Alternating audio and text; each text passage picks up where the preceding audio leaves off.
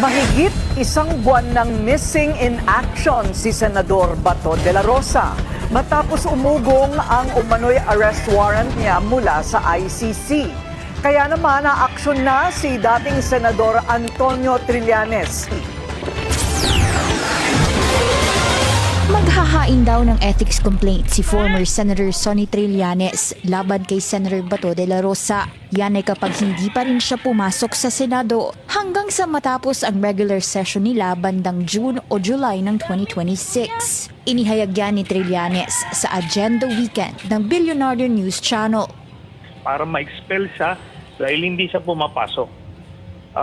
Yan ang mandato niya at pag hindi niya ginawa yan, ay ano siya, meron siyang dereliction of duty, ika nga. Kaya pwede siya ma-expel.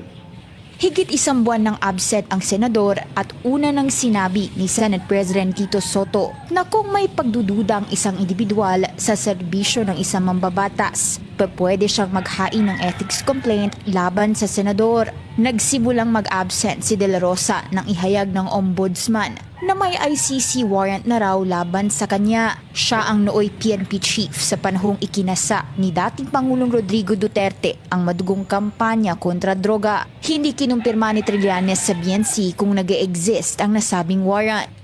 Hayaan na natin si Bato mag-decide kung meron ba o wala. Di ba? Kung walang warrant, sabi ng mga government agencies, wala. Therefore, you don't have any reason to be absent. Mensahe ni Trillanes kay De La Rosa, for the sake of his peace of mind, sumuko na lang daw ang senador. Samahan na lang niya si Digong doon sa Dahig kasi sila naman talagang dalawa yung magkasabwat kaya nangamatay yung libo-libong mga Pilipino. Yan ay para raw may kakwentuhan ng dating Pangulo sa The Hague, Netherlands. Sinusubukan pa rin naming kumuha ng pahayag mula kay De La Rosa tungkol dito.